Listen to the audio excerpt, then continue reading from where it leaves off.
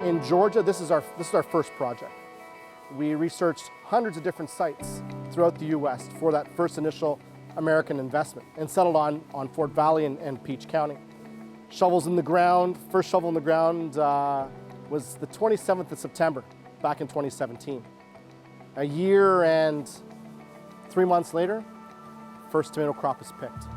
This facility is built in 3 stages, each phase of 25 acres. So phase 1 right now of 25, half is 12.5 acres of cucumbers and half is 12.5 acres of tomatoes. Within the tomato crop, we have tomatoes on the vine, cocktail tomatoes, and we have a very small area of snacking tomatoes. On the cucumber side, we have long English cucumbers.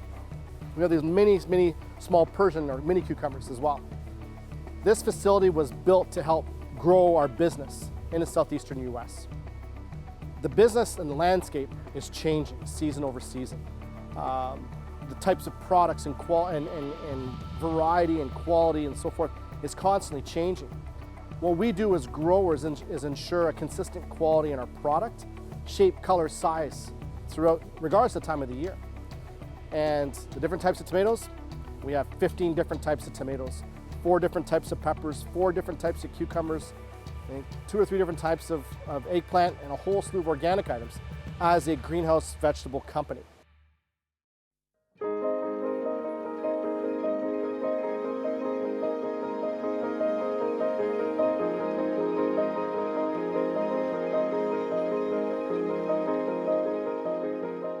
The unique part about greenhouse growing is how does the plant come to life? And the way we grow is very common amongst most greenhouse growers throughout North America. It all starts with the growing medium. These plants start off in a brick, and the plants are roughly about 18 inches tall when they come to the farm. And over the course of the life of the plant, it'll grow approximately 10 inches a week in a healthy environment. So what happens with this plant is that we actually have a feeding tube that provides nutrition, but also fresh water to help the plant grow. So we have 2 in here, one for nutrition, 1 for irrigation. Whatever the plant doesn't take up to feed itself actually gets leached through the bag, the grow bag, and gets caught in this gutter system. The gutter system then recycles the water. We have a 100% closed loop watering irrigation system, so there's no nutrient water that gets released in the local waterways. Another really cool aspect about the bags is that inside this magical bag is the growing medium. And in this case, we're using recycled coconut husks as the growing medium. Why coconut husks? They have excellent nutrient retention, they hold water very well, and they, as you can see here, the root system is really quite something. It's deeply, deeply rooted inside the product. Now, within that aspect, these plants can grow up to be 50 feet long. So how do we train these plants? Well, we actually use these strings or guide wires to train the plant to grow up. And depending on the growth cycle, these plants actually get lowered, and as when the plant gets lowered, then it's coming to the time where it's actually going to be picked. So see here, this product will probably be picked within the next week. So you see some red starting to happen. King fruit on the bottom is still green, but there'll be a natural coloring process to the vine. Another interesting fact about greenhouse product is that we use good bugs to take care of the bad bugs to reduce the need for pesticides. So we call it an integrated pest management system. So we use, for example, ladybugs to eat those bad bugs. We actually use other positive or beneficial bugs to take care of those bad bugs. And here's an example of some eggs here of beneficial bugs.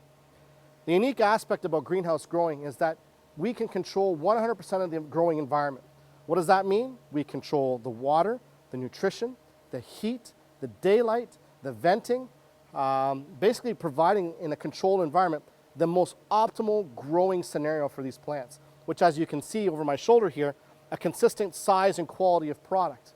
That is one of the key products or byproducts of greenhouse growing, is that consistency. Now, we can never forget about flavor. Flavor is key.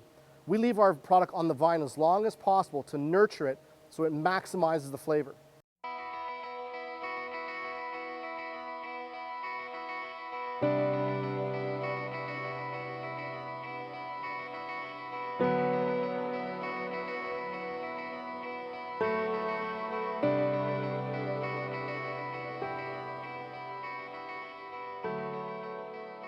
What we've done is we've been able now to grow year-round throughout the winter months and have a flavorful tomato and cucumber coming out of the center part of the state in Peach County, which hasn't been done in November, December, January, February, or March for that matter.